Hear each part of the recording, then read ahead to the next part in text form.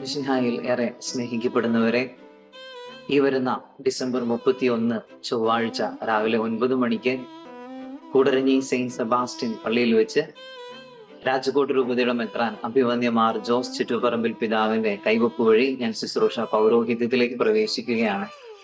ഈ തന്നെ നിമിഷത്തിൽ എന്നോടൊപ്പം പങ്കുചേരുവാൻ നിങ്ങളെല്ലാവരെയും ഞാൻ സ്നേഹപൂർവ്വം ക്ഷണിക്കുന്നു.